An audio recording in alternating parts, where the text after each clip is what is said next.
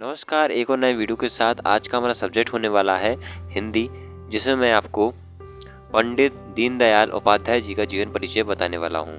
जो मैं आपको जीवन परिचय बताने वाला हूं, अगर आप इसको लिखते हैं तो आपको पूरे मार्क्स मिलने वाले हैं। या तो आप उस तरीके से लिख सकते हैं जिस प्रकार से हम एक निबंध लिखते हैं, उस तरीके से भी इस जीवन परिचय को लिख सकते हैं। लेकिन मैं आपको एक संक्षिप्त में बताऊँगा जिससे कि आपको जल्दी से याद हो जाए और आप अच्छे से लिख सकें। चलिए तो फिर स्टार्ट करते हैं। तो चलिए इनका नाम जानते हैं। इनका नाम तो आपको पता ही चल गया होगा, पंडित दीनदयाल उपाध्याय, लेकिन इनको दीना नाम से भी जाना जाता है। ठीक है, ये लिखा हुआ है। उसके बाद जन्म भूमि, कहाँ इनका जन्म हुआ था और किस सन में हुआ था। तो 1916 ईस्वी में इनका जन्म हुआ था और नंगला चंद्रभान मथुरा, मतलब मथुरा में पड़ता होगा ये, तो वहाँ पर इनका जन्म हुआ था। मथुरा भी लिख सकते हैं आप। ठीक है, अब मृत्यु इनकी हम आखिरी में लिखेंगे, लेकिन शुरुआती में यहाँ पर बताया गया है 1968 ईस्वी में इनकी मृत्यु हो गई थी। तो मृत्यु आप सबसे आखिरी में लिखें, ठीक है, जब इनका जीवन परिचय हो जाए कंप्लीट तो। ठीक है, तो ये हमें मृत्यु हुआ। अब मृत्यु स्थान कहाँ हुआ था?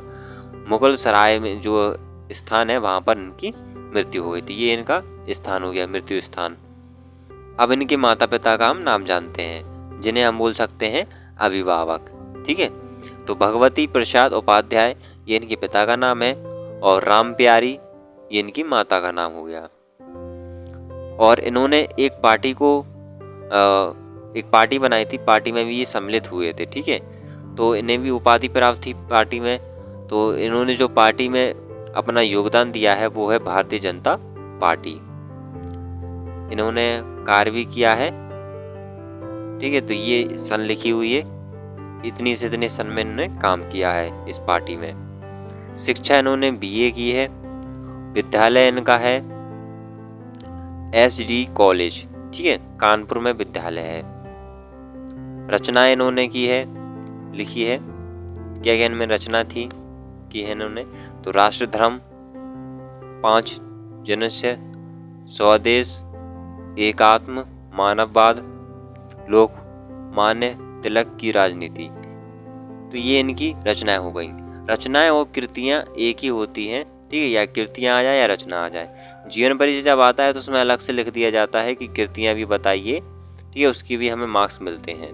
तो आपको कृतियां या बोल सकते हैं रचना, दोनों शब्द का मतलब एक ही है, मतलब कि जो यहाँ पर मैं आपको बताया है। ठीक है, राष्ट्रधर्म, तो उसमें आपने 2-3 लिख देना है। ठीक है, इसके आपको अलग से नंबर मिलते हैं इसमें, तो आपको ये जरूर से लिखना है। उसके बाद हम जानते हैं साहित्य में स्थान। तो भारत की सनातन विचारधारा को युगनाकुल रूप में प्रस्तुत करते हुए एकात्म मानववाद की विचारधारा दी। इन्होंने जनसंघ की आर्थिक नीति का रचनाकार माना जाता है। तो ये इनका हो गया है साहित्य में स्थान।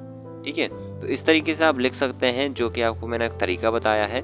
डिपेंड आपके ऊपर करता है कि आप किस तरीके से करते हैं। अगर आप याद करना चाहते हैं तो इस तरीके से आप याद कर सकते हैं, ये अच्छा शॉर्ट तरीका है। इसको आप लाइन बाय लाइन से लिख सकते हैं, निबंध टाइप के तरीके से। ठीक है, तो आपको और ज़्यादा मार्क्स मिल सकते हैं। ऐसे भी लिख सकते हैं, तब भी आपको मार्क्स मिल जाएंगे। वीडियो अच्छी लगे तो लाइक कर देना और साथ ही चैनल को सब्सक्राइब कर देना। मिलते हैं अगली वीडियो में।